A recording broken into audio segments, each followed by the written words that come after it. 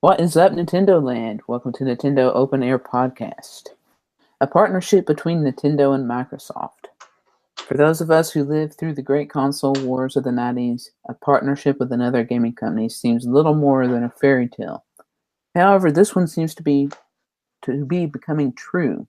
In the midst of cross-platform battles with Sony, suddenly a partnership seems to have been formed between Xbox's Microsoft and Nintendo. It has even went so far as to Twitter exchanges between the two industry giants. Before we dive deeper into this partnership, we should take a moment to take a look at what is likely the reason behind this recent venture. And that, of course, brings us to a game we've just recently started talking about, and that is Fortnite. So, as we've talked about some last week, cross-platform play is blocked on PlayStation, but is available on all other forms on PC, on Switch, and of course Xbox. So basically, this has brought on this joint venture somehow between Microsoft and Nintendo. If you've been following Twitter, you've seen the exchanges, and as I mentioned, there's also a video up. It says "Better Together." If you haven't seen it, you can check it out. Well, yeah, that was a Minecraft thing. Right. I think that was the first. Well, Microsoft had announced that before Fortnite had come to Switch that they were going to be doing that. Is it called the Better Together? Z knows the name of it. I think it is. Whatever that Microsoft thing is. Whatever the new Minecraft edition is, Bedrock edition. Bedrock edition, yeah. That's it, and it's got cross-platform, and yeah, I mean, I think at least they can at this point. It's like two companies can come together just in the fact that one is different and does not belong, which is Sony right now. And it's also Sony, of course, being the leader this generation. So it's the two, right? It's the second and third place guy deciding they're going to gang up on the top guy because it behooves both of them to do so. Yeah, basically, maybe they start throwing a little Battletoads our way. That would be nice. Basically, what, Jason? Basically, yeah, Sony has almost 80 million units sold, and that adds up to about what Microsoft and Nintendo's sales together. So definitely outclassing us. Microsoft sold 60 million? We don't know numbers for Microsoft for sure. They are real tight on numbers because they don't want to admit they have the last console this generation. Now, of course, that Nintendo bowed out with the Wii U. They have the worst console of this generation. So yeah, Microsoft doesn't like to talk about their numbers, and we get all of Nintendo's numbers indirectly, right, through various industry records and those kinds of things. Nintendo doesn't release those numbers themselves. Well, we should know that PlayStation does allow cross-platform play with PC, Mac, iOS, and Android. Yeah, because they're not direct competitors. So they're willing to accept it. And also, I think the PC thing was just kind of the de facto forced open deal, because a lot of games would just start on PC. They'd get ported over, and either you get the game or you don't, based on whether you're going to allow crossplay with PC or not, I would assume. Yeah. I think Sony just kind of had to roll with it in that case, but then as more and more games became cross-play capable, it's like, wait a minute. So they just they put their foot down early, and they're just on the wrong side of the argument, and everybody knows it. And unfortunately, I don't think it'll hurt them much.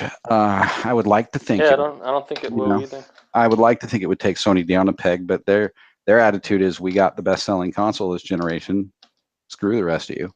Keep their fans segregated. You don't want them hearing about what's going on other consoles. Yeah, separate but equal. Well, we got a little bit of an insight into Sony's thinking. We've got a guy that was the former president of Sony Online Entertainment, who says basically the inside information is that this is all about money, which, I mean, of course it is. But they don't like the idea of you spending money on another console and then bringing it to Sony and not spending your money there. So, one random Yeah. little tidbit. When I was going to when I was browsing the online currency for Fortnite, I noticed a little tag that said currency purchased on this console may not be available on other consoles. It was a little disclaimer. Yep, that's correct. One of my friends that I play with, he started his on Xbox. But he's now said he's moved to Switch because it's just so much easier. He's like, I can sit out on my porch and smoke cigarettes while I'm playing Fortnite. But all his costumes and stuff come over, but any V-Bucks that he has to go back to his Xbox to buy stuff. Interesting. And then, okay. but it still ports all the stuff that he bought over to the Switch version. Right, But yeah, from what go ahead. I was going to say, from what I understand, that it's not exactly a 1-to-1 transfer. If you do transfer your V-Bucks, like if you had 1,000, you only may get 800 when you transfer it, or something like that. But you lose some portion of it. Right, and that's he didn't even mention that you could. I didn't even realize you could transfer the V-Bucks. By the way, are like the digital currency in the game. right. Yeah. That you buy with real bucks. That's right. And as a side note, you can only buy the wingman guy once. Oh, Okay. You can't buy it twice. Did you find that out the hard way? I found that out the hard way. that's unfortunate. On PC or on Switch? No, I made a point to buy it on Switch. I didn't think about it. I'm logging in on PC right now to see if my V-Bucks are there or not. They should not be. I see. And the reason behind the V-Bucks being different amounts or not being available between consoles is because when you buy something on a console, the company that owns the console gets a portion of the funds. So if you buy on Switch, Nintendo's getting a cut of that. You buy on PC, whoever you're using is Steam or whoever is getting a cut of that. Same thing with the other companies. Well, that's the thing why about the prices PC. are so damn high. Well, random point of note: Epic, it's their own launcher on PC. They're not paying anybody. They're not. You know what I mean? They're running their own storefront in this case. Oh, that's interesting. So, and I considered that also before I dropped my $5 because I play primarily on PC, but I just decided, I'll give Nintendo the credit, so I bought it, from the Switch eShop. But yeah, were I to buy it from PC, theoretically, that all goes. They get a bigger cut, Epic, because Nintendo doesn't get any. Yeah. I wonder what that cut is. So, like I said, some of the stuff I feel is like really ridiculously priced because, like, a digital costume for your character can be up to $20. And up to? Yeah, I mean, some of them are like $8. I think is the cheapest they go. So the best Which one's still like seems $20. crazy to me. $8 worth of virtual currency. So that's which costs $8 to buy. Yeah, it's 800. Yeah, but you can also accumulate it through the game. Not just not very much. Yeah, if you buy the battle pass, you can accumulate up to, I think you can get up to 1,300 of the V-Bucks, which is what, through the battle $13? pass. $13. What's that equivalent to? $13.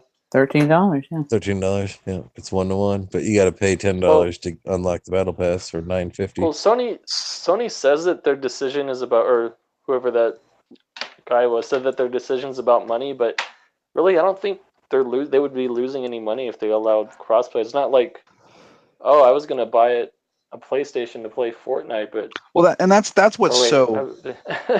what's so crappy about it is it's some dude, just somebody high up at Sony going, no, screw them. If they bought it elsewhere, screw them. Basically, that's you know what I mean? It's not even. Yeah. There's no real logic to it other than somebody doesn't like it.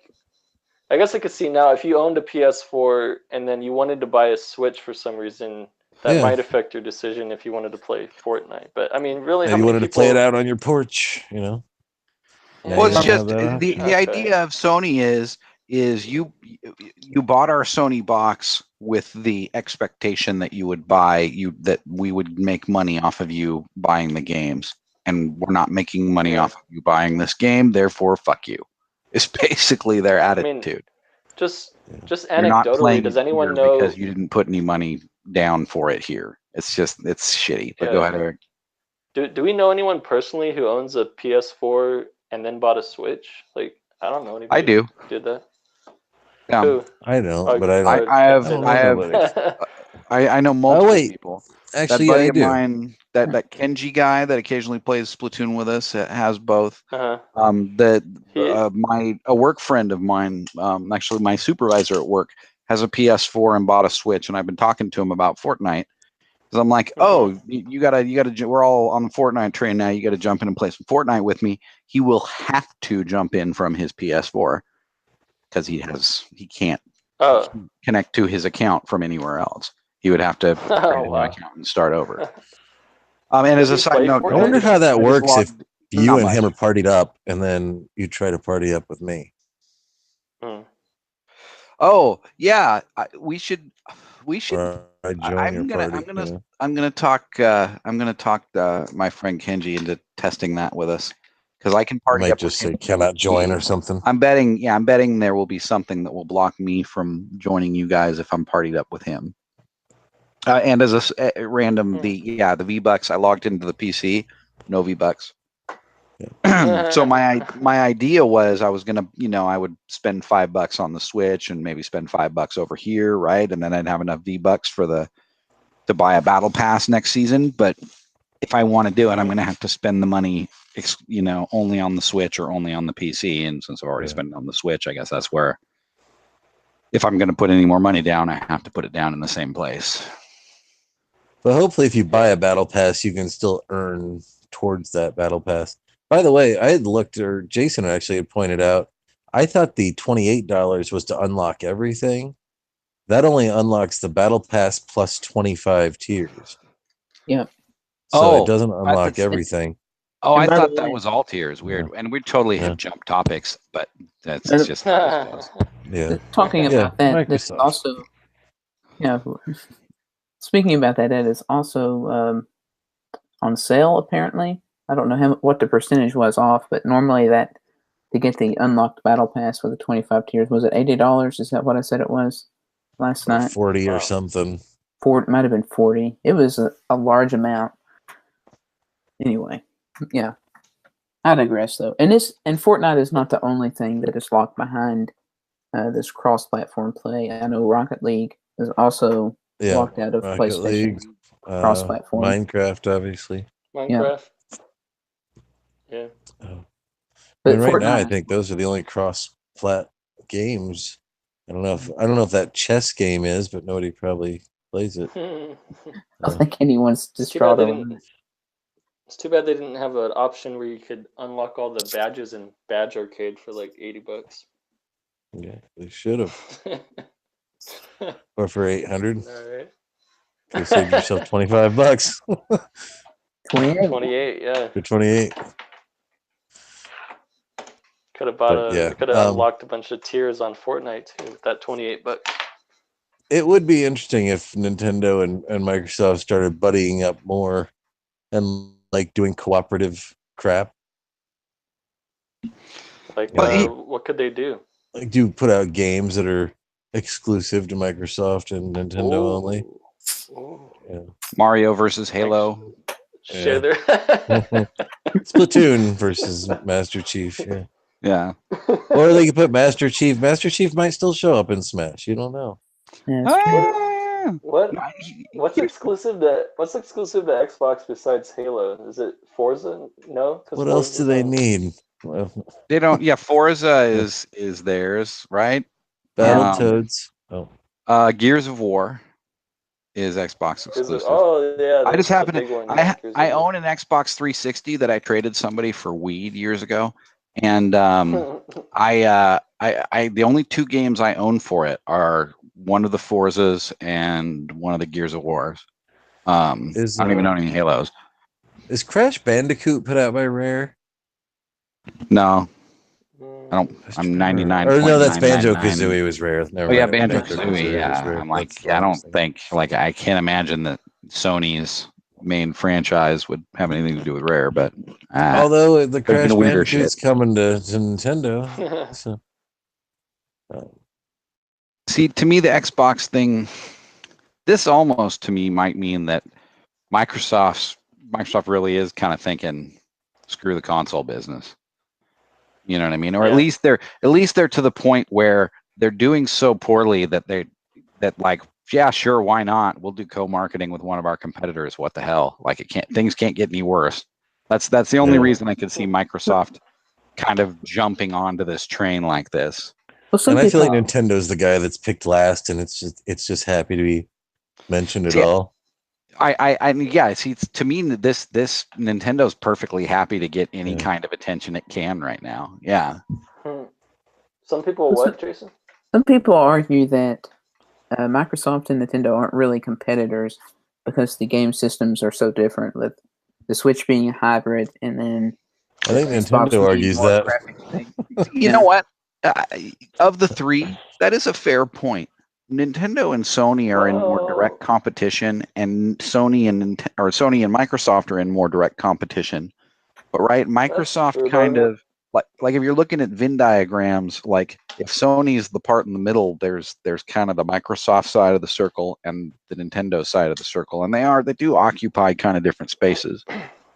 Right? I mean, nobody buys an Xbox for puzzle games or for, you know what I mean?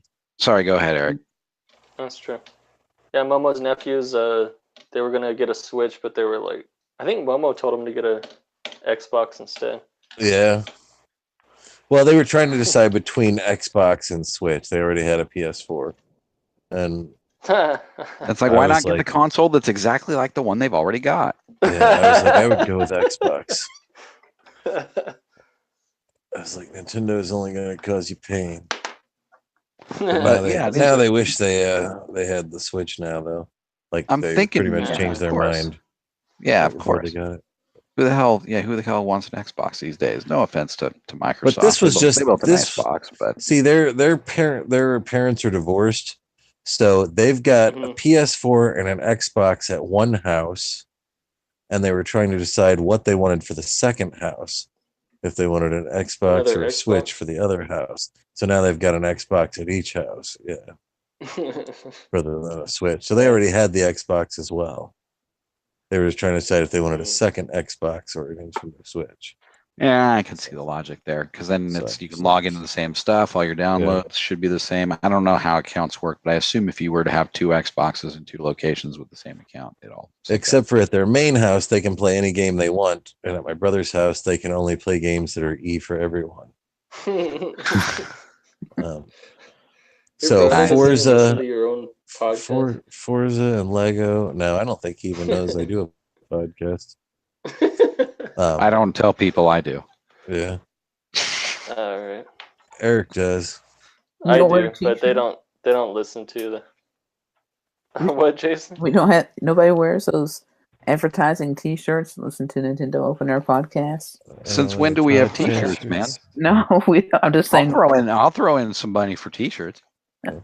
I assumed you guys had made. It would have that sweet logo that Jason has for his right now on the podcast. Yeah, and then on the back we can have a Squid Squad logo. Should we assume that Jason's got his own made? No, I don't. Yeah, we should. You should. He wears it to all his birding events. Oh yeah, what events? It's a great. Birding. Oh, birding. Yeah. It's a great crossover. Yeah, it's a crossover audience. Yeah, I get a lot of people I go birding with walk up to me and want to talk about video games.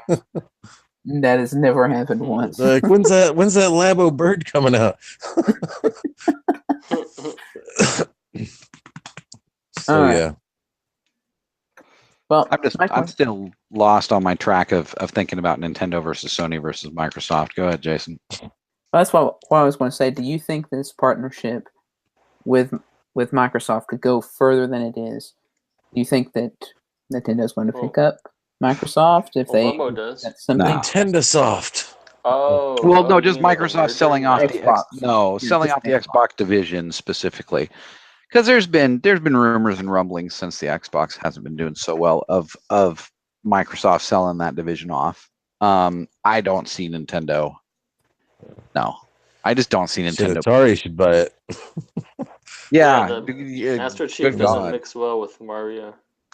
Well, it's just Nintendo. Like, what would Nintendo gain from buying that division aside from Rareback? Exactly. Yeah, if they did, they would run it I as a forgot about separate company. I think they would run it as two separate companies. And I just don't. It's, you know what I mean. It's like,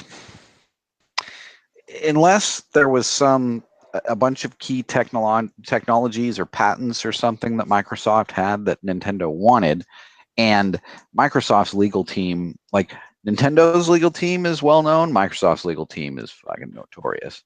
So there's no way, you know what I mean? There's no way Nintendo would get anything of value out of that purchase.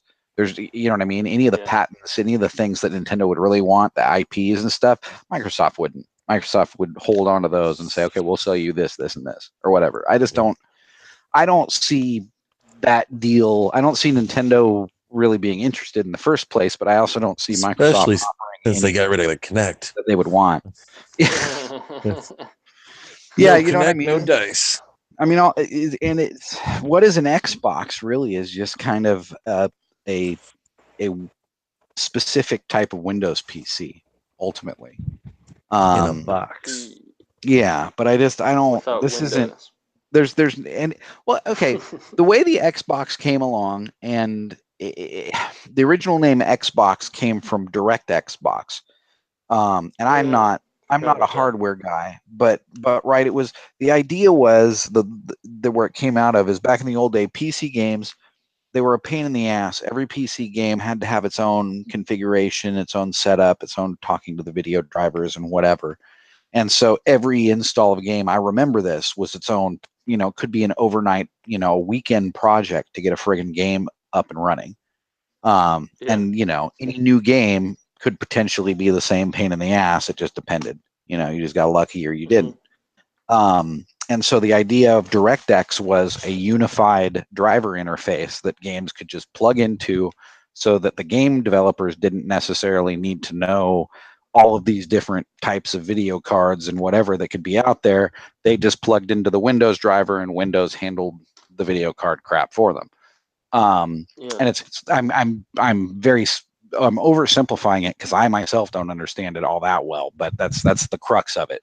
And so at some point along the development of that, they decided, hey, what if we just made like a fully locked down Windows machine that's, you know what I mean? There's no way that you can have driver issues because everything's very controlled and locked down. We'll call it the DirectX box. And we can run PC games on this box with no driver hassles, nothing. Everything will be a unified driver system. All the, everything's standardized.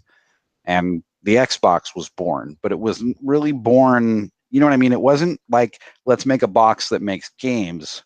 It was more kind of, let's make a very specific type of Windows machine that plays games really well. That's going to be our console. And so you know what I mean? I don't see them selling off that division, because even if the console doesn't sell well, the core technology is too tightly ingrained into their operating system technology. And you know what I mean?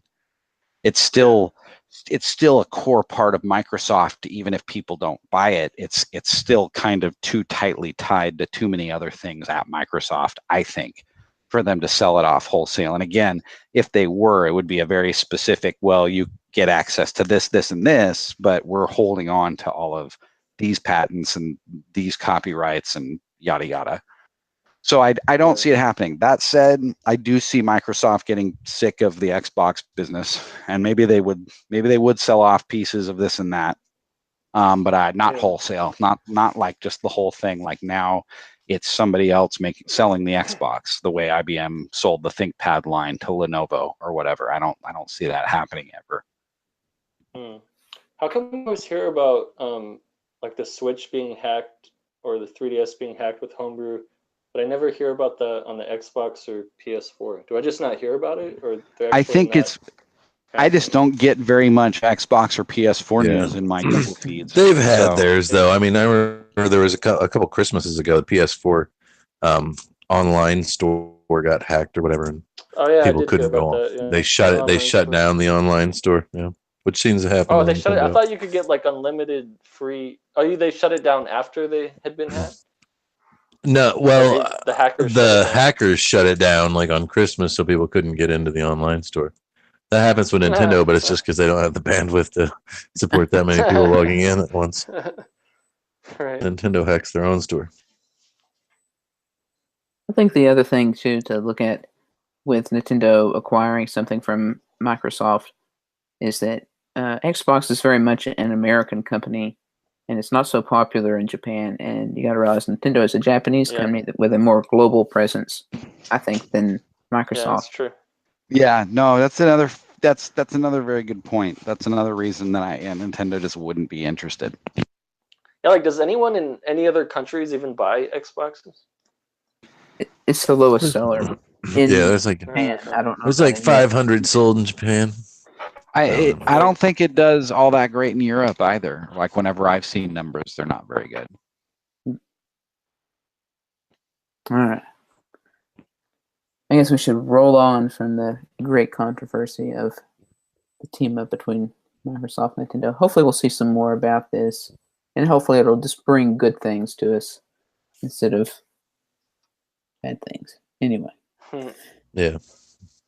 I look forward to it. Yeah. Go ahead. Roll on. All right. So roll in that train.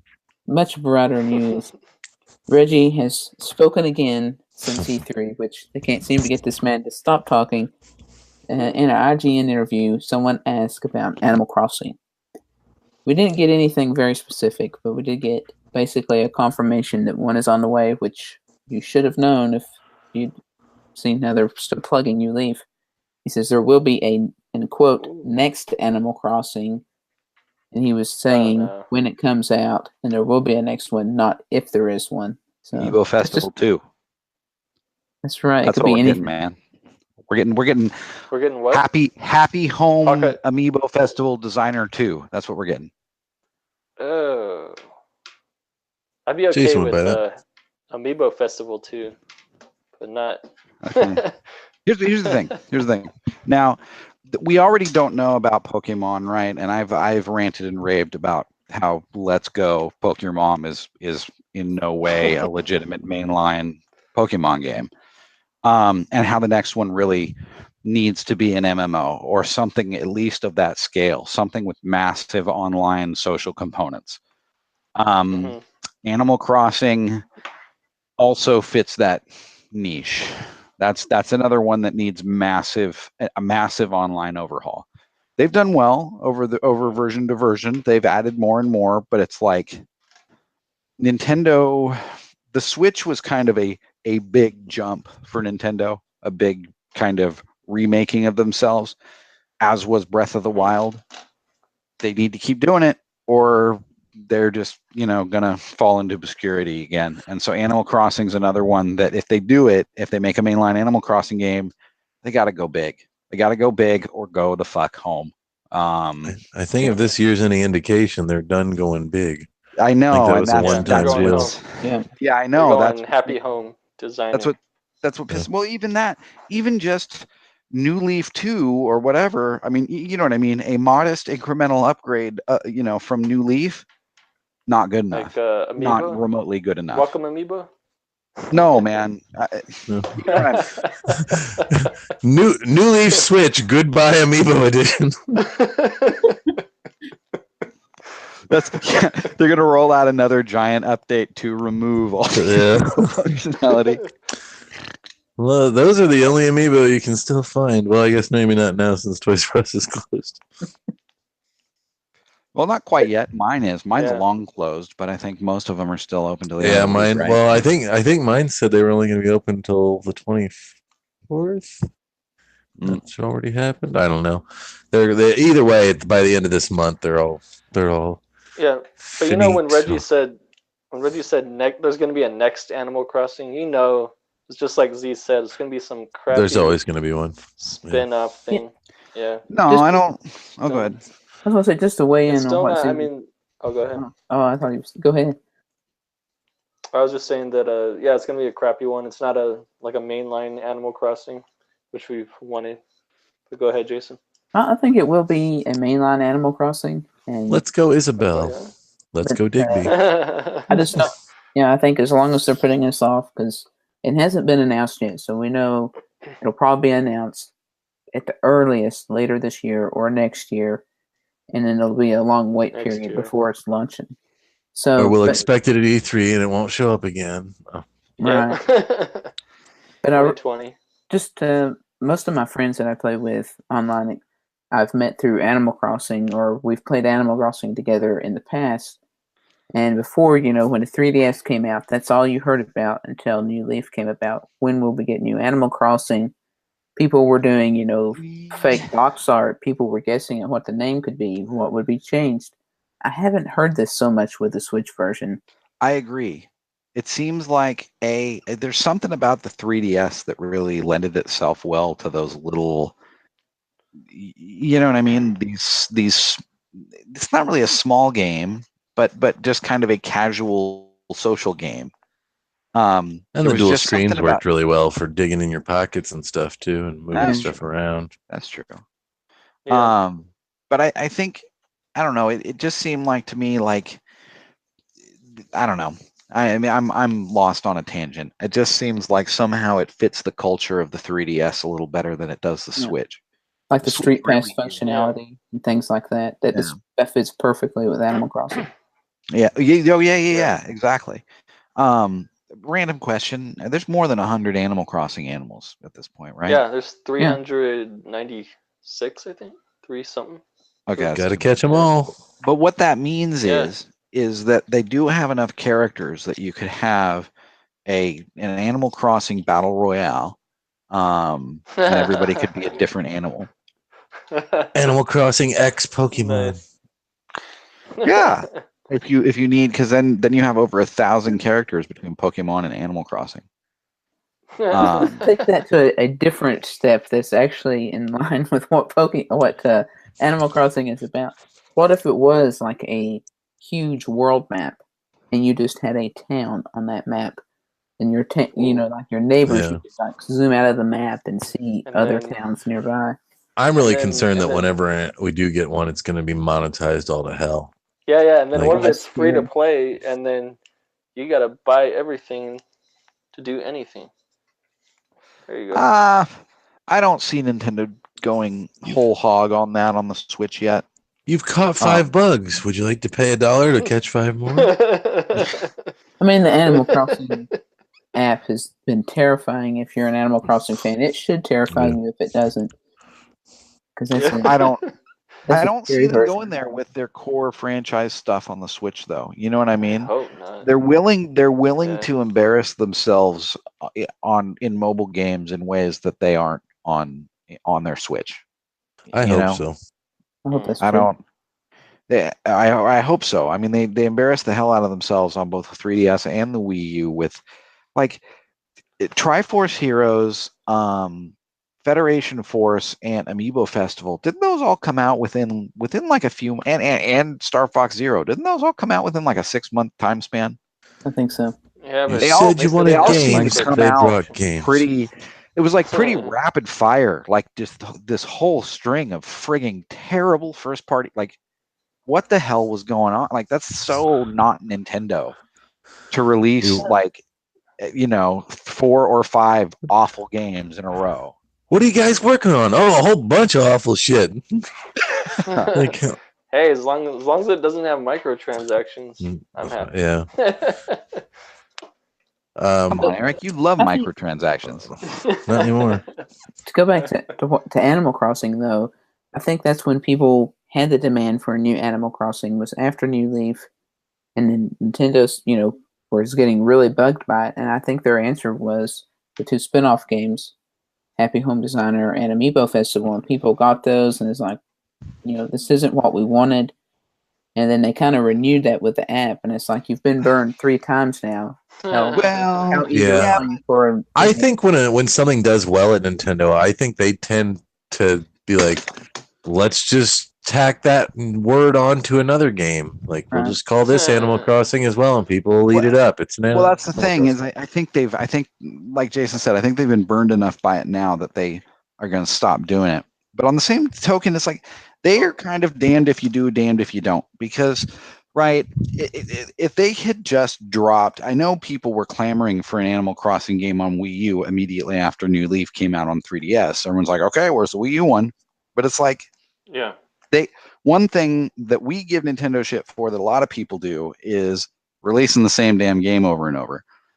So I can see these discussions at Nintendo where it's like we could put it out here and it would make a bunch of money, but at the same time we don't want to burn out the franchise too quickly.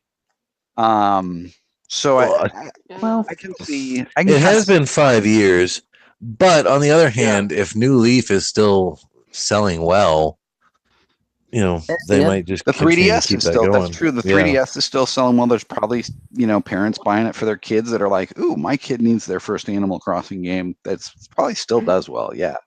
It was recently added to what the like the bestsellers thing. The what is that called? What The is Selects. Selects series, and then now we're getting, or at least in Europe, they're getting a new. Was it a 2DS XL? That they were doing that was Animal Crossing themed, and it's like, why is this coming out now? Like Mo says, 5 years. Well, like I said, it must still be doing well, and something. Maybe this Christmas we'll get a 2DS, like a standard non-folding 2DS that packaged with Ooh, I'd like that. with a white and green color scheme that's packaged with New Leaf. Welcome Amiibo edition. Although, it's dumb that they even did the whole Welcome Amiibo thing, because good luck finding those Welcome Amiibos. Yeah. They were still common enough at the time, and I think most people who were still playing the game probably already had those. If you would, some people were. Yeah. People don't like it when you release the same game over and over, but I like it though. I mean, especially with Animal Crossing, they changed it up enough each time because it's on a different console each time. So. Yeah, and this is a console type of game. It's not like we're getting the Animal Crossing 2018, and then it used to be once a console, so they skipped the Wii U. Yeah. I would be okay with seeing it. I think it's time to see a new Animal Crossing. Maybe that'll be that Lilat system thing that was rumored. Maybe it'll be a Animal Crossing Space Colony. Animal Crossing Planet. Ooh. Wild Planet. Planet Folk. Yeah. That's going. It's kind of going too far, but that could be interesting. Now you make me think about it. Instead of your own town, you get your own planet, which is about the size of a town. Yeah. Wildwood. And then Olimar could come and visit. And Star Fox could live in your town. Yeah. Let's take a Star Fox animal. Yeah. Yeah, as a fox. Yeah, I don't know. Anyway. Ready to say anything else? Oh. This is not all they said about Animal Crossing. But we do have some other topics to roll into. And the next one is something that has been more and more controversy, more things, another game or rather an app that has been asked for, and that is Netflix on Switch. So just kind of to preface what this is going from, back in September of 2017, there was this rumor going around, and I'm sure we covered this at the time, that a Netflix sales rep says the app is locked and loaded, ready for the Switch to be launched in the eShop, just waiting on Nintendo's approval. Fast forward to E3 2018, we get another interview with Reggie, who says, if you want to know about Netflix, we have to refer you to the folks at Netflix. Because we did ask the folks at Netflix, and they said ask you. Yeah, so that's the folks at Netflix who are bound by a non-disclosure agreement. Oh. They have no comment because they can't. But well, another thing Reggie said was, we wanted the Switch to be about games, not necessarily about media. That's why we have Hulu on it and not Netflix. Oh, thanks. Hulu is all about those games. Well, he did mention in that same interview that, You'll have to ask Netflix. I mean, we're all about games, but we do have Hulu on our system. Like I said, I still think there is some sort of exclusive deal going on with Hulu that it's prohibits anything else from coming. It's incredibly telling that Hulu came out precisely 1 year before the launch of the online service, right? Oh, was it? It was September? I thought it was Christmas. I guess you're right. Huh?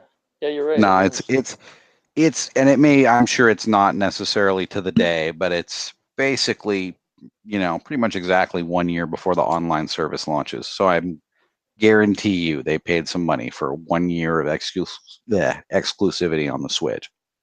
Yep. Good point. They sure did. You hear people talk about it all Nintendo the time. partners. Yeah, a lot of good it did them because there's absolutely no advertising for it. No buzz whatsoever. Like it doesn't have a special spot in the eShop where you're going to see it. Well, if you don't know it's there, you don't know it's there. If you want to watch The Handmaid's Tale, you better get that Hulu. That's depressing as hell. The wife's been watching it. She just had to stop. She got all caught up. I think she's just kind of done watching them because it was just depressing her. Your wife, you said? Yeah, she was into it for a while, but I mean, and I would I'd watch it. I'd kind of watch it over her shoulder while she was watching it, like it'd be in the kitchen or whatever. And yeah, it's just dark and depressing all the way through. Wow, that's what we need more of in the world. Yeah, exactly. Exactly. Nintendo's partnering with all the losers. Xbox. I think the idea is, I think that's true. No, totally. Right. And little indie developers and whatever. It's like all the little guys band together, all the underdogs. Yeah. That's a good point. I hadn't thought about that, but Nintendo very much supports the indie scene, which they even give them the Nindies title, so that's kind of cool. All right. Rolling on here, we've got an update to Mario Kart 8. And it's the update that I know everyone here has been waiting for. I know, Hey, I've got the cardboard for it. That's right. I think am I the only one here that does? No, Mo, wait, I don't remember now. No, Mo, I didn't do it. Barry's got it. Yep. Oh, Barry's got the cardboard. That's right. It. Mo canceled last minute. Yeah, I've got it. It's even assembled. We're not sure when we'll get the chance to give it a go, but I'm looking forward to trying it out. Yeah, for those of you who haven't heard the news, it's Mario Kart version 1.5.0, and it's basically allowing you to play Mario Kart with the Toy-Con motorbike. And I have to say, it's pretty sweet. They give it its own menu. It's treating it like a separate controller and everything. So they've done it upright. And I'll remind people. I'll remind people that they added amiibo functionality after the fact to Mario Kart 8 as well.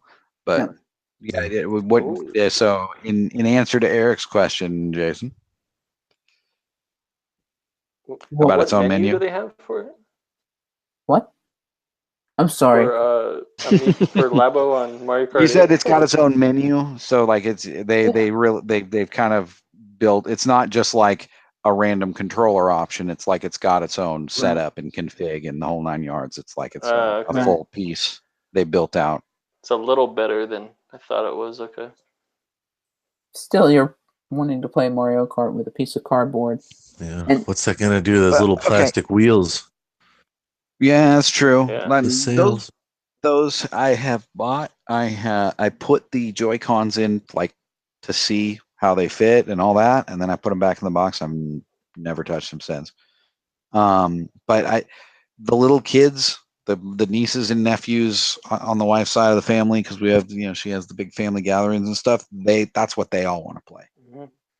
Mm-hmm. Right? All the little 8 to 14-year-olds running around. That Mario Kart is what they're all about. When Smash comes out, they'll be all about Smash. But that's, to me, this is just catering to that market, which is great. That's fine. It's the family stuff, right? Nintendo's trying to, right? They got the Wolfensteins and the Dooms, and now they're circling back on the kiddie stuff, which is great. They really they're trying to juggle it like the Wii, but they actually have hardware capable of running games that adults want to play in this case, which really wasn't the case with the Wii. Yeah, and I've seen Reggie also talk about how he said this is just the first of many games that are existing right now that are going to be getting updates for Labo compatibility. So Ooh. can't wait to see Mario Smash Odyssey Labo. with a Labo hat that you can throw or something. So I think this pretty much confirms all of our speculation about Yoshi's Flippin' Island having some sort of Labo integration, right? Yeah. I would, yeah. Well, there was a little. I read a little article this week where they had mentioned that they've decided to add some things to Yoshi. That Yoshi's progressing well, but they've decided to add some. They've had some fresh ideas about it and are adding some stuff to it, and that's why we didn't see it this year. So, and that's probably another thing Labo. I'm certain about, right? They did the Yarn Yoshi, they did the Yarn Kirby. They could have just kept the Yarn line going with another Yarn Yoshi, but they specifically changed it to cardboard. Or Yarn Mario. Or whatever, but right, they specifically decided, okay, Yarn Yoshi's now going to be cardboard Yoshi. I really think that design choice from the get-go was alongside the whole Labo idea. But in this one, see, the thing is with the Epic Yarn and the Yarn Yoshi, or Yoshi's Woolly World, Yoshi and Kirby both were made out of yarn. And this one, Yoshi's not made out of cardboard, was he? I thought it was just the world was kind of made out of cardboard. That's true. But I would assume that they just couldn't. They just decided that a flat cardboard Yoshi just didn't look right or something. I don't know. They've done it with Paper Mario for years, but I mean, I guess they would be kind of cardboard and paper. Ooh, Paper Mario Labo. That would be epic. Yeah, cardboard Mario. I think that's probably. I think you guys are onto something there. Yeah. I would Paper love Mario Labo star. Yeah, I would love to see that. Yeah. Get its own amiibo made out of cardboard. I'd take that in a minute. You are being sarcastic, right? No, serious. I think that's pretty cool. Cardboard amiibo. Yeah. I mean, done right. I like amiibo. I'd buy one. Well, again, as we've said before, that's not without precedent, right? The cereal box. That's true. Yeah. I'm hoping for something a little nicer than a cereal box. I mean, hopefully it'll have a proper stand with the, just be flat. What could be nicer than a cereal box? That's good for the moon, I know. Yeah. I don't know. It would take a lot for Nintendo to get me onto the Labo train at this point, I think. But like you said, it's for you have the a young children, child, not though. That's for not me. enough. Yeah, but she's a little too young right now. Right. I think. I think she would enjoy the fishing game and stuff like that. But I think hold up. Well, she would tear the stuff up child's too. even younger than yours, and he bought it. But she ain't playing with it yet. Oh, you're right. Yeah, she's not. It's going in my intention is it's going in a closet for 6 or 7 years, man. She'll be when the next Nintendo console comes out and I'm like, hey kiddo, here, you can play with this old piece of crap, my Switch. then I'll bust out the Labo box for if there's a next console. And then right, she can bust out I'll bust out the Labo box for it and she can go nuts. But I paid full price for this. I should have just waited and bought it for $20 when Switch went out of business. Yeah, my kid can't even walk or talk yet, so she ain't building a cardboard robot suit. Are you kidding? She'll say that, and she'll say, "Forget that, Dad. I'm putting on my Nerf gear and going to virtual reality." What? No, well, I don't know about that, the virtual reality business, but you're probably right that she'll be like, "What the hell did you buy this for?" I thought this was a good idea or something by then or something, Oh, well. But speaking of Labo, I did have one other piece of news, and that is Nintendo of Japan is doing a giveaway, a contest rather, and the prize is a special Nintendo Labo Edition Switch. And I've got pictures up on the screen there. if you want to check it out. Mm. It's pretty sweet looking. Everything from the tablet to the Joy-Con are encased in cardboard. I don't know if that's cardboard looking plastic or actual cardboard, but Cardboard looking. I would hope it's not actual cardboard. I would hope Boy, so. that would suck if you crushed your dock or Joy-Con. But if You it's could a buy it on covering, eBay. you can kind of see it. Yeah, I think it's For printed to look like $1,000. cardboard, and I think they were bringing a couple of these over for their creators competition. That they're looking for people to submit ideas that they're creating with their Labo as well. There'll be a prize or two of these, I Yeah. believe. Yeah, I think you're right. Yeah. I saw the U.S. It looks like is doing this now as well, and Europe. Mm. So I think all three divisions are now And doing this giveaway. Australia's thrown in with Europe. Is who? I'm not sure. I don't know. You never hear anything. They probably about get the hose again. Yeah. Well, they got Pocket Camp early, which wow, what a bonus. I don't. Hey, at the time, people were hacking their phone or getting into the Australian app store eShop. to download that. Apps. Yeah. Oh, you're right. It's on the App Store. Hey, if Nintendo made a phone, would you buy it? I would. Probably. I asked that question probably Yeah. 15 years ago, and The only thing I is it'd be 3G yeah. and In 2018. it'd be a flip phone. Yeah. No, I mean that's and I know I've brought this up before, but when the DS came out and was not a phone, I was pissed. I decided Nintendo. Wait, how would that be a phone though? You would like hold it up to hold the. No, I touch just screen mean when Oh, that it Nintendo was- okay. came out with their new handheld, and it didn't have any sort of cellular connection. Like back then, I thought that no was a 3G friggin' connection. mistake. Oh no, I don't even know. Yeah. I don't even know if 3G was around back then. At the time, I remember thinking that's a mistake. That needs to happen. And then I think, if I'm not mistaken, whenever Sony's follow-up handheld after that came out, it did have phone connectivity.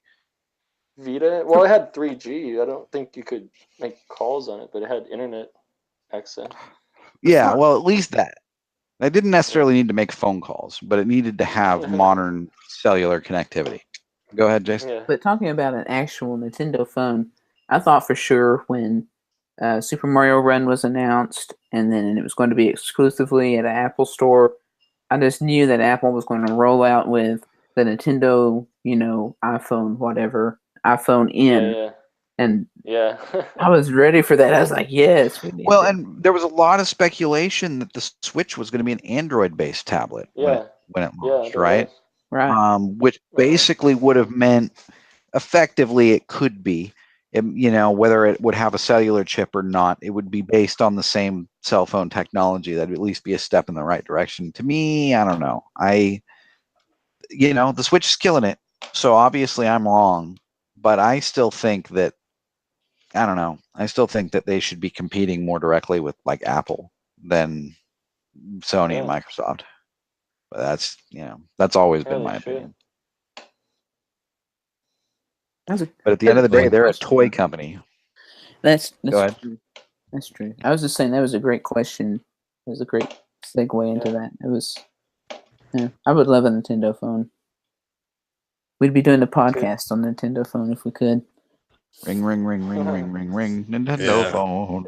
Nintendo though doesn't want people to be connected, so that's right. It wouldn't have voice. No, Sony doesn't. Yeah. No. See, that's the thing. All of a sudden, Sony's the bad guy with the shitty online policies. Yeah, but I mean, we've got voice chat in Fortnite, but not in Splatoon natively. And not in Mario Kart 8 natively. Yeah. I think it will stay that way. I don't know about Mario Kart 8. I think Splatoon will stay that way. I think they want it's something about the kid-friendly aspect, and they just don't. They'd rather not deal with that. Well, let's put this question up then. We've all played Fortnite, plugged into the Switch or through the Switch voice chat. How many times have you said, "Man, I wish we could have the same experience in Splatoon 2"? How many screaming kids have we had? How many times have we had to go into our settings? Yeah, I mean and there are a lot of annoying people, and I generally do just turn down the voice chat volume. And here's the so you can make it friend only. You can build all that into Splatoon 2 so that you can only hear your friends. But That's true. I do understand. I mean, because right, we adults, we're gonna say, I don't want to deal with random 10-year-olds screaming in my ear. But or other just- 10-year-olds might.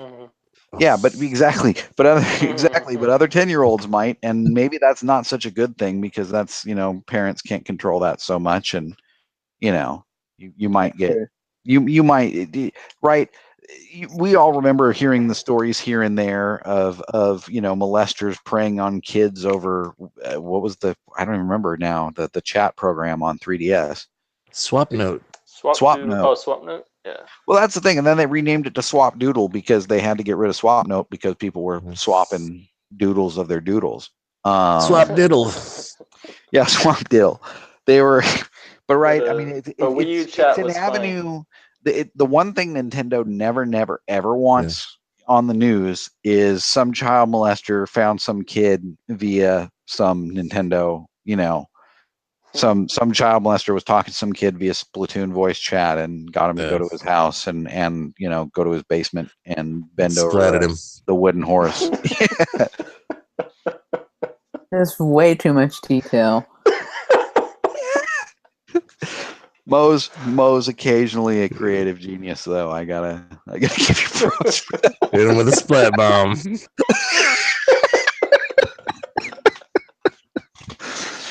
Yeah, I don't think there's any possibility. But now I could meet up with somebody through Fortnite on Nintendo Switch. Yeah, but not if they had it on PlayStation. But it's not Nintendo's game.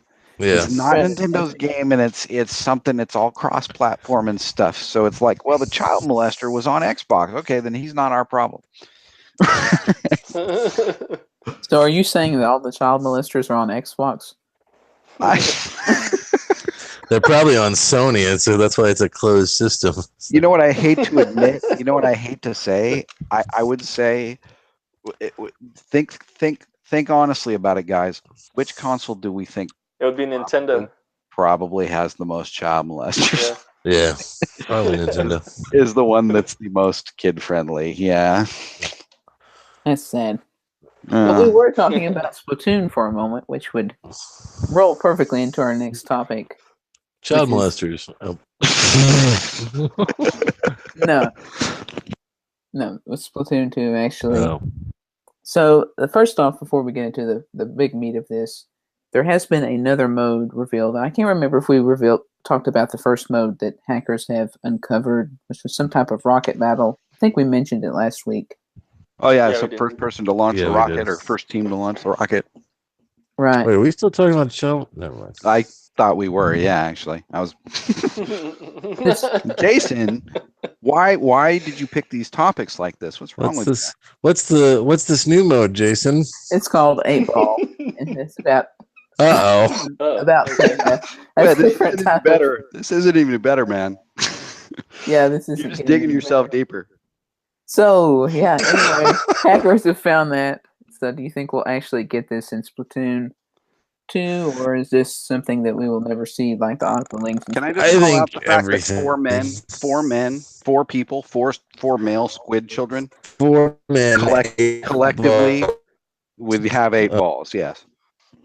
I think everything the hackers find is actually there and will be released at some point. Nintendo's got to be pissed. I mean, you think this will be released in Splatoon 2, or do you think this is just stuff that they've had in the game that they were testing and didn't release? I still think they're going to do premium content at some point beyond the Octoling stuff. I agree. I still don't think I still don't think they'll have any multiplayer modes that are premium only because you just immediately are decreasing your player base, right?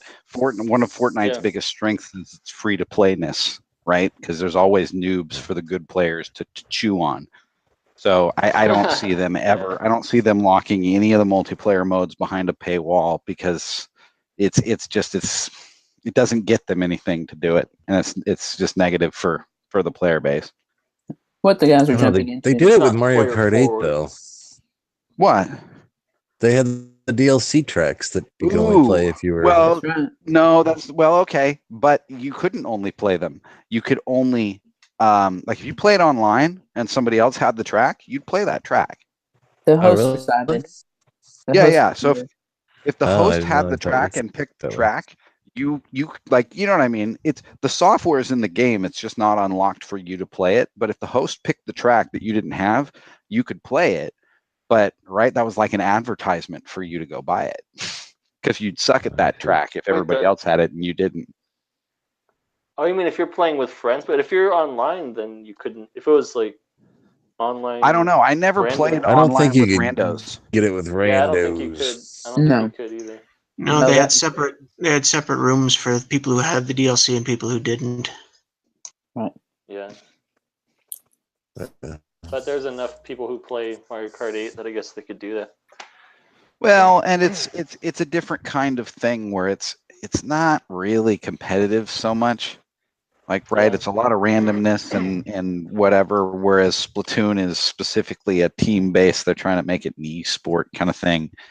I think you guys That's are right about done. Mario Kart, but I think it's an aberration. I should And probably mention. I think you're right, Mo, but go ahead, Jason. I was going to say I should mention what we're all talking about, and this is from a interview with Polygon, where the series producer Hisashi Nagami was asked about this, and they said how basically they were asking how will Nintendo Switch Online affect Splatoon 2 since it's a largely multiplayer online game? Will that decrease users? And he basically says no. We're going to continue to redouble our commitment to supporting the game, and we're just going to continue to release new stuff, and that would keep people interested, I guess, is what he was saying. And that was after they told us that squid shall not eat squid, right?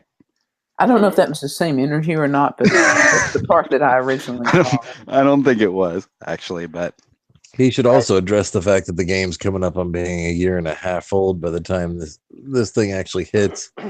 And like I noticed during this last Splatfest that I think all of my interest in the game is gone. Like I've played it to death. I played the first one even more. It's like I'm just tired of it. As soon as Fortnite came out, man, it seemed like Rocket League and Splatoon both just went to hell for you. Like I haven't seen you play either of them since Fortnite came out. Yeah, right now I'm Mr. Fortnite. Rocket League was 1,000 hours. I don't know. A full-time job for 6 months. Yeah. So we'll see. It's nice. I mean, I go from game to game. It's no nice to have different. a game to play. They're just competitive games, so it's really no different than having a game where you've finished the story and completed it. It's just you do get tired of it after a while. I haven't been playing Splatoon as much since. Just looking for that Fortnite. shirt. Yeah, I'm still trying to find the one shirt. If anyone has a Rockenberg black T-shirt, hit me up on Twitter or whatever. I'd be most happy to get that. It's the last piece of gear I need. I mean, Splatoon still is like, an old comfortable pair of underwear to me. You know what I mean? It's something that I will just that to me is relaxing because it's I've played it enough. I can just go in turf war, and even if I'm doing crappy, it's like it's not stressful. It's you know what I mean. It's become a casual game to me, and I still play it. I still pick it up and mess with it. But Rocket League not so much for me. Rocket League still is stressful to play. Yeah, that one is. That one's definitely got. There's more of a competitive feel to it. Yeah, for sure. Yeah, Splatoon is like Mario Kart in that in the end you don't really feel like it really matters all that much if you win or lose, or or what you get out of it. You're just playing. You're just running the next match kind of thing. That's one of the reasons I'm behind in my Splatoon is that there's been other things going on with other games. I've had reduced game time lately, and so I'm still still haven't finished the single player, and now there's all these new missions they've just dumped on us, and I haven't even finished the first branch of the Octoling expansion lines yet. On And that you note, bought so you didn't have to complete any of the first single player to play the Octoling stuff, I assume. I have not been able to play as Octoling yet. I don't think. No. Well, no, Did you purchase the expansion, Barry? Yes. Oh, okay.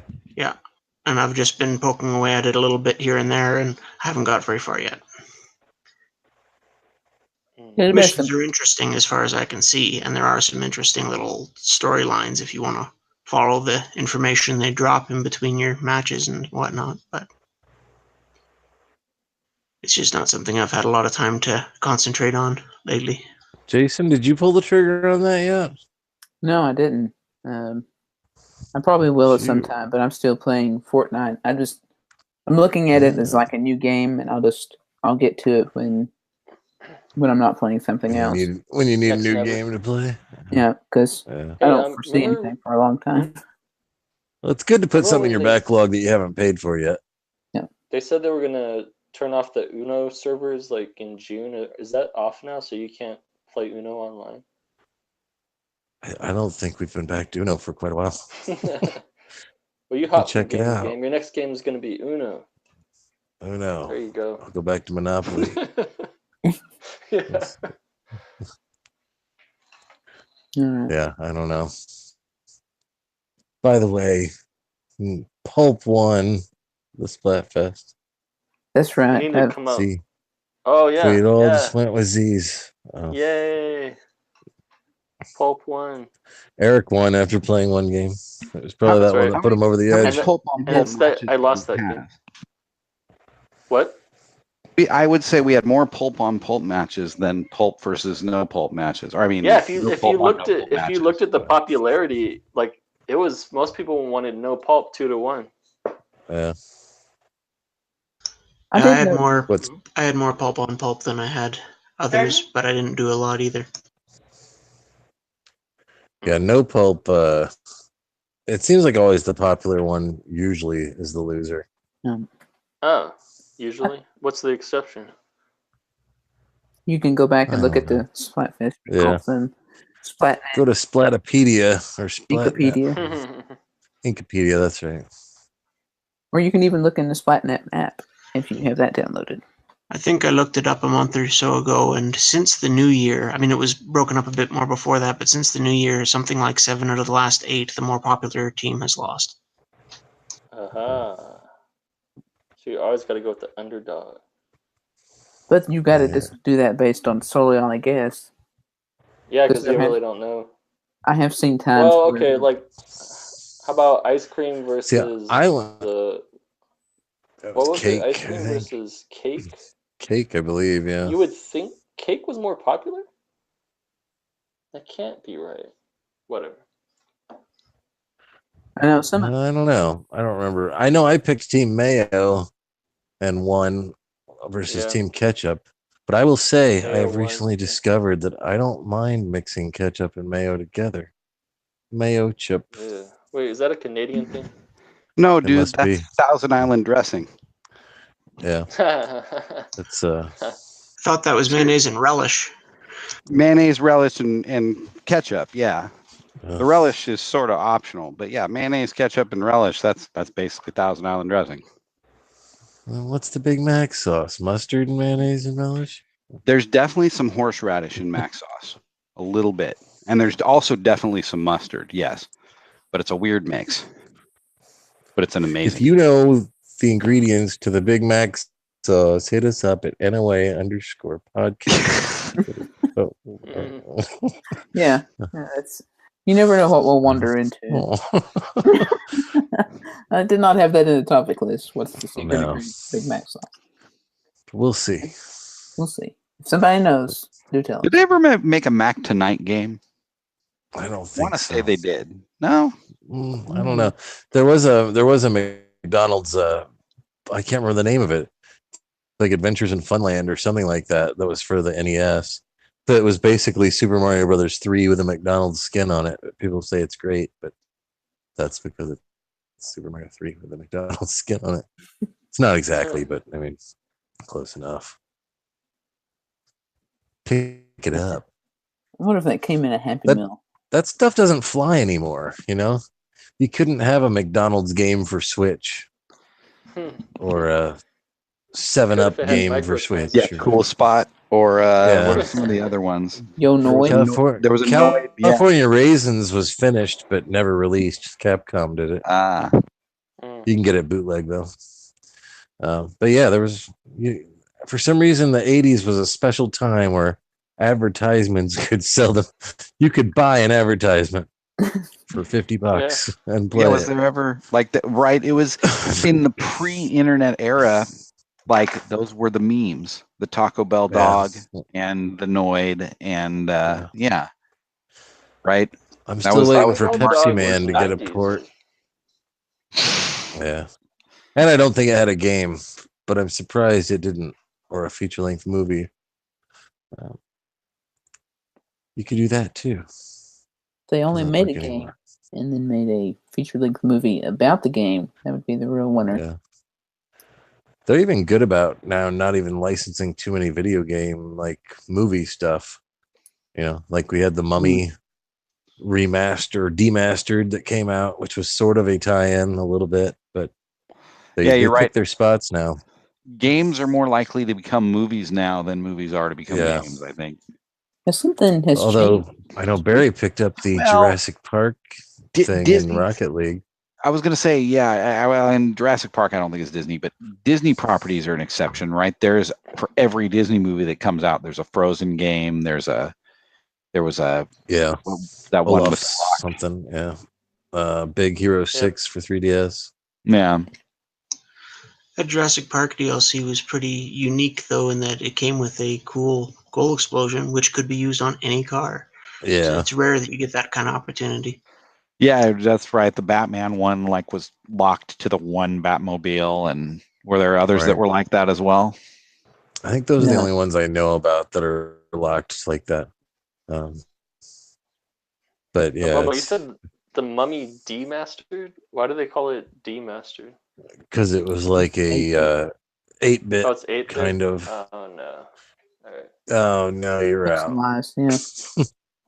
It looked like a good game to me, but I mean, I never read any reviews or. It was way forward, wasn't it? I always heard it was basically like a 6 out of 10 kind of thing. Good thing I passed. Yeah. It'll eventually be on sale again. To me, man, I appreciate a quality 8-bit title, but to me, that's not a genre. That's like, you know what I mean? That's like every once in a while, everywhere 8-bit or 16-bit games, like in the modern age, like every once in a while, right? Someone will make an intentionally black and white movie as an art piece. That's like, there's not a whole genre of those. That's just that's usually a one-off. So to me, I mean, I get it because it's an easier technology to work with and whatever, because it's older and don't get me wrong, there are some top quality, modern retro titles, but I don't know. To me, it's not as legitimate of a game immediately if it's in that format to me, but that's because we grew through that era. We remember when that was all you could play, and we've talked about this multiple times on this podcast. But it's when that was all you could play, it looked good, but you always wanted something better. So to me, for kids these days that didn't live through that era, it's a neat kind of novelty. But for those of us who lived through that era, it's just old technology that is better left in the ground. Yeah. But some of the game mechanics are still good, and games don't have to look amazing. Shovel Knight was fun. It's a beautiful game. Bloodstained one comes to mind. I like that Bloodstained one a lot. I haven't put a ton of time into it, but what I played, because I played through it on Steam because I got the little preview copy, and then I played through it again on Switch, or at least the part that I had played through on Steam, and just having gone through the same thing twice and getting a feel for all of it, I liked it a lot better just having kind of warmed up a little bit first. That's a solid one. Blaster Master Zero was a As somebody who was a big fan of the old Blaster Master games, that was a great one. So I like them here and there. It's just a glut of them. That's like half of what's on the eShop is that kind of stuff. And my opinion, in most cases, it's better to just go back and play the originals. Yeah, I agree. The only 8-bit games I like are the originals. I don't want a new 8-bit games like. What did you think of the new Sonic, like Sonic Mania? Like it's a excellent. Well, you were never a Sonic fan, and I admittedly Sonic was never quite my bag either. But I had fun with Mania. It's a very good feeling, good playing Sonic game, but it's still, I'm basically playing a Genesis game from 20, 25 years ago. Or 20 years ago, I guess. I can embrace the D-Res stuff, and even like a lot of Game Boy Advance games, were kind of did that style Advance could do, but like a lot of them, like the Aria of Sorrow and stuff like that, went back to like 16-bit ish, or like an enhanced 16-bit, and that stuff all was really awesome. Well, because it was a tiny screen. It was a tiny screen in your hands, so that looked better. Like I always thought the original 3DS looks better than the 3DS XL. Right? It looks at the size of the smaller 3DS screen, it looks like a sharp, nice little screen. As soon as you blow it up to the XL size, it looks like a crappy old Nintendo screen. So I don't know. Different strokes for different folks, right? And again, like I said, some of them are good. I appreciate quality in gameplay and mechanics. I'd be just as happy like that DuckTales remaster on Wii U. I loved. Yeah. Like I'd be perfectly happy to have nice HD. What's that? Is that Unity that they do all that stuff in? Yeah. Oh, maybe. Like the new Shantae game, right? Shantae and the Pirate's Curse, or no, the Pirate's Curse is the old one. The Half Genie these Hero are all Way nice Forward, HD. by the way. Way Forward did the DuckTales and Shantae, didn't they? Way Forward did DuckTales? I didn't. Yeah, they did the DuckTales. No, shit. I didn't know that. I really did like that DuckTales reboot. That was top notch. That's why we keep hoping we'll get that Disney Afternoon. Disney Afternoon, Disney man. Afternoon. All right. Speaking of childhood Disney Afternoon, and fun games, we got some breaking news. It's actually breaking news as we record, so I thought we would share this. Basically, we're getting the first game under the new president, and it's not been announced yet officially, but the news is leaked. And it's a brand new game coming to Switch and 3DS called Kuma Tomo, which is friend Teddy Together. And Kuma is bear. Yeah. So I'm screen sharing you a nice image here of Kuma Tomo's main character. So the original came out on 3DS, sold 350,000. The Snuggle Bear. So if you may have heard of it before, so this is what we can expect under the new presidency. If you've listened to the entire podcast, we're sure that you are going to be a fan of this character. Is this Nintendo first party? I think so. That's crazy. Wow. Look, he's going to a key party. He's got his key around his neck. He's ready to go. Yeah, man. He's going in the bowl with the key. So to speak. I think I remember the 3DS game because I remember when Tomo was out. I did a me photo with the. It was the teddy bear was like dancing or something, and there was like a very similar pose in me photo. So I put myself in my underwear and was dancing with the bear. What's the new president's name again? Thanks, Eric. Cricket. You know, that guy. That guy. Pokemon. Are we really all seriously like, oh my God. We all just drew we've all just embarrassed ourselves. Furukawa? That's all right. Futanari? Furukawa? Oh. Yeah, there you go. Something like that. Yeah. Furukawa. We'll know it in a few months. Furukawa. Yeah, that's We'll be right. sick of him soon enough. I'll say it, yeah. Or maybe he'll be great. He's bringing us teddy bears, guys. Yeah. Yeah, but here's the thing, though. Remember now that the 3DS they're targeting as their kiddie system, right? So this is all right. If this were coming out on Switch, I would be. This is coming. Really? Wait, This you is said coming it's out on with Switch. 3DS and Switch. Wait, what? Yeah, this is a Switch title. And a 3DS title. So This get ready for the tweets. This is coming out on the Switch in the West. I don't know that. Yeah. Yet. Probably. Oh, maybe just No. Japan. No. Oh, probably. Japan only. No, please. It's getting its own oversized amiibo. It's plush. Oh. Are you serious? Okay, no. No. You're screwing with me. Okay, because I might. Oh, have we don't know yet. See, Yeah. to buy that really. No, but I mean, Could you get a more generic looking mascot though? Yeah, it's just it's really Kirby. It's like it's a teddy bear, but with kind of like what kind of dog is that has the little beard? It's got like a little Scotty dog kind of. Like a Shih Tzu. Or a Shih Tzu. Yeah, that's what they did. Yeah, they took the bear and merged it with what's the cutest dog we can come up with, right? Actually, like it looks like they photoshopped the bottom half of a Shih Tzu mouth onto the top half of a teddy bear head. And they just like looks like they used the me editor to like place the eyes. They're like, should I just keep going lower?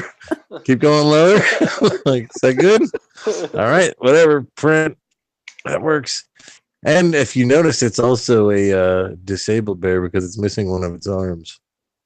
It's missing. It's 2 arms. It's got a little stump. It's a little stump.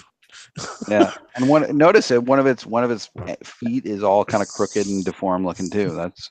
It's turning and handy bear doing whatever it's doing. Yeah, we'll see. Yeah, he's taken a step. What does that remind me of? That reminds me of some creepy cartoon commercial back when I was a child. I'm gonna have to think of what it was. It really looks like somebody took a picture of a teddy bear and just drew some eyes and like a little nose. Like it looks like something I made. Like, but have you noticed like it's got a weird kind of blurry texture to or quality to the fur? Like it looks like a blurry photo of a teddy bear. It's a leak. It's gonna look photorealistic, I'm sure, on the beautiful Switch screen. Yeah. And I hope it's locked at 60 frames. Oh yeah. And by the way, it's going to be a shooter.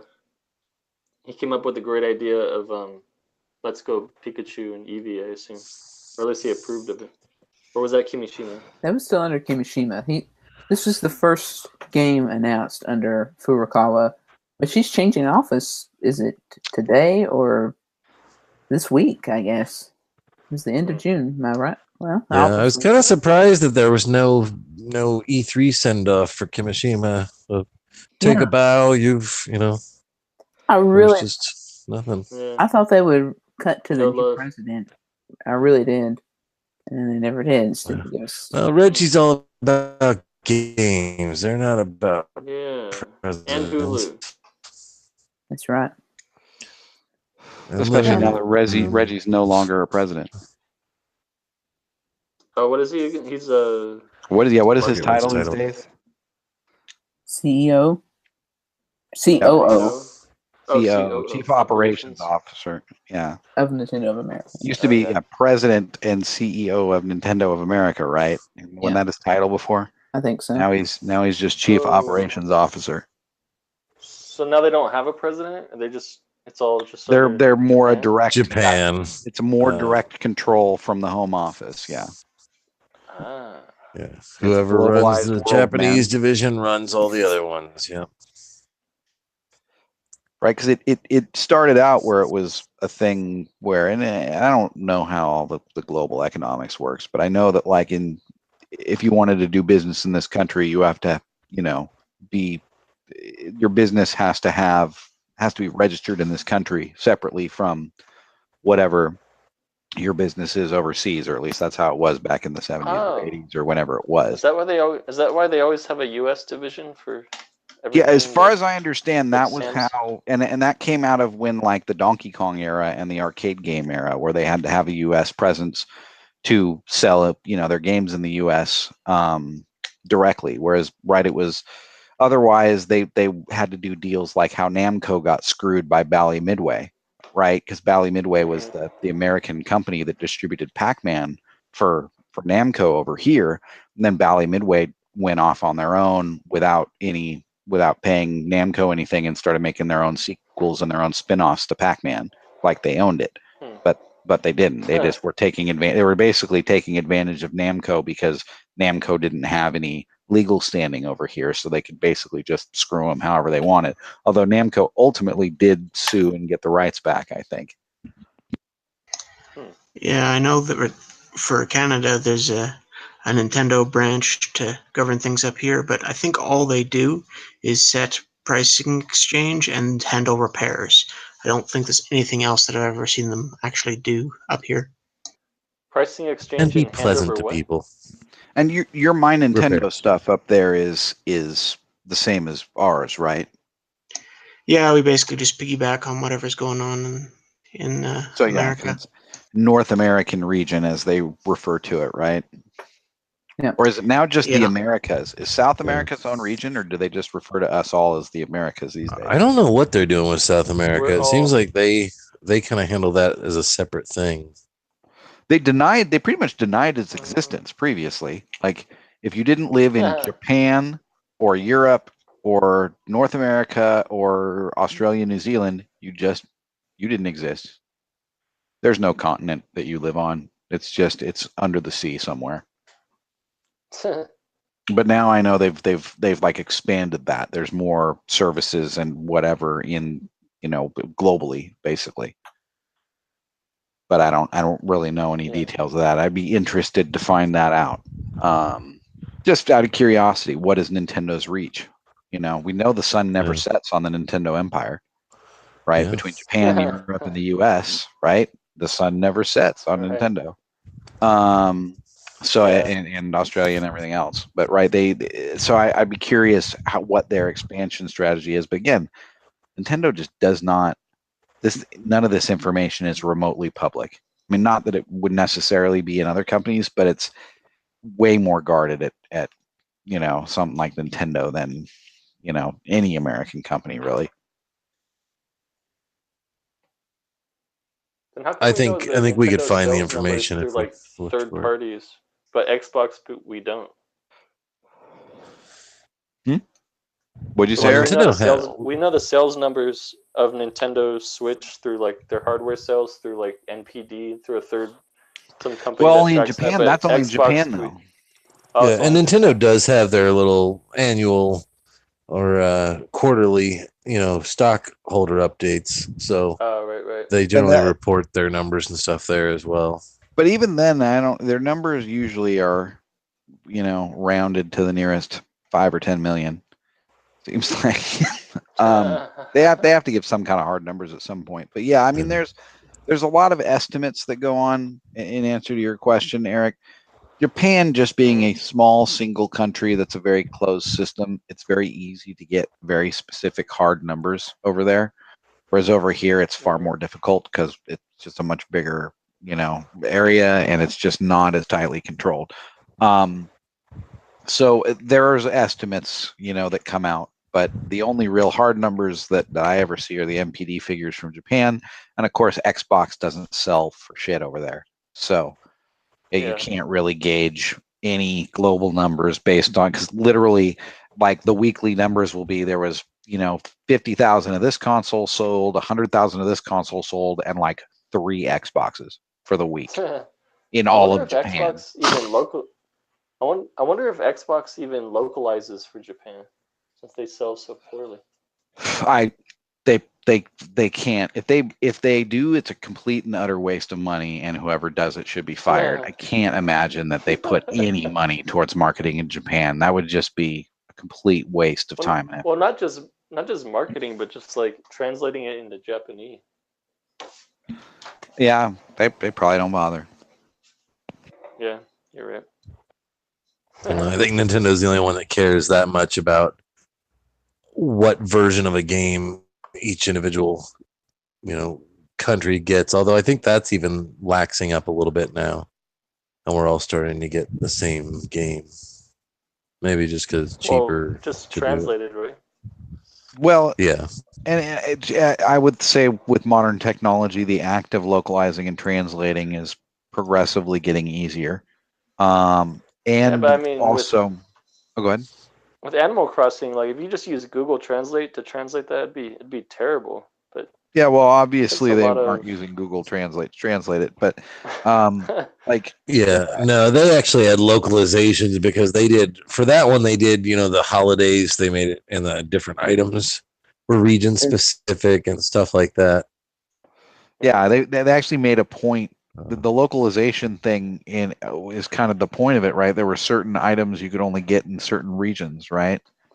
And then they started doing the same thing with the Pokemon trading. As a random side note, if you got a Pokemon from a region that originated on a Japanese 3DS, for example, it would gain XP at a faster rate. If you had a foreign Pokemon in your team, it would level up faster than ones that you got from the US.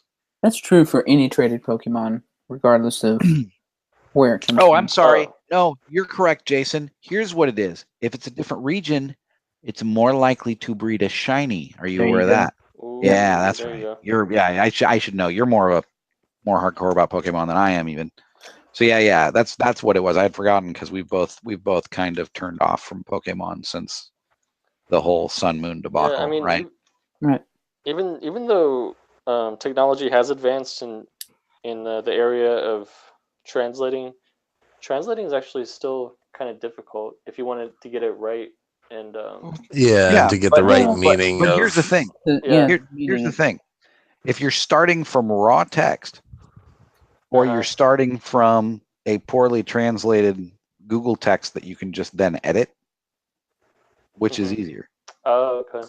Right? I mean, obviously there's some human interaction. You're right. Sometimes it doesn't help. But I think we're to the point now where you can let Google translate it and then run through and fix it in like an hour, whereas before it would take, several hours probably to do I'm thinking movies. I'm not thinking games, but right. I'm just thinking of the amount of time taken to translate something has to be decreased by that. But also, living in a globalized age, Gangnam Style was a massive international music hit, right? We live in an era now where people's tastes in entertainment are simply more international. My 70-something-year-old mother has just, for the first time in her life, started watching foreign movies and TV shows. It's just right. We live in that era now where people are just far more accepting of things that are foreign to them, right? Whereas, when I was growing up, people who watched foreign movies were weird art people. Normal people didn't watch foreign movies.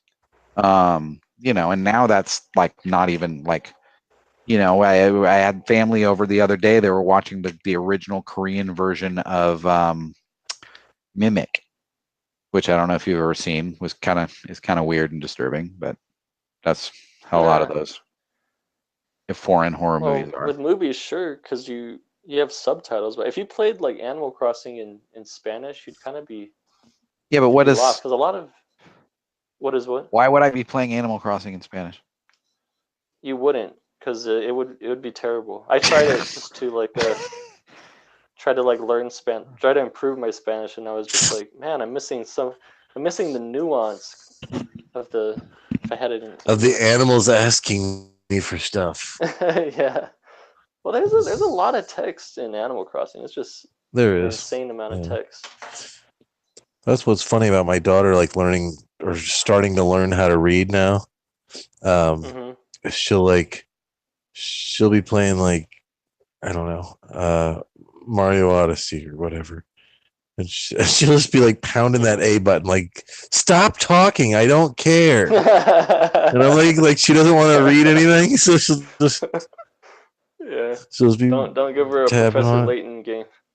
Well, I had that same feeling in Mario Odyssey. I was tapping through saying stop talking. I don't care. I have that feeling every time I start Splatoon 2. Where she stands next to something where it's got the little like press A to talk. She's like, "I'm not talking to you." Like, but you're talking at the screen. Going back to the Splatoon 2, do they do that because they're loading something in the background? Is that why they make you tap through all that text every time you start? I would think they wouldn't need to, but maybe. Splatoon 2 is a long load time from a cold load. It's pretty long. Cold load. I prefer a hot load. Who doesn't now, really? I knew a girl who used to keep them in the freezer, though. I guess that's about all the time we've got for the podcast. It is definitely time to wrap. So this has been a very interesting week. So thanks for listening, and hopefully you've enjoyed this. I'm definitely confused. Hopefully you are not. So thanks. Hopefully you are. Thanks for listening. As always, we're glad to hear from our fans. So you can always hit us up on YouTube where we record, or over on Twitter at NOA_podcast. And of course, you can listen in on Stitcher and iTunes. So thanks for listening. We'll see you next week. Have a good night. Party on, folks. Have a good night. Good evening.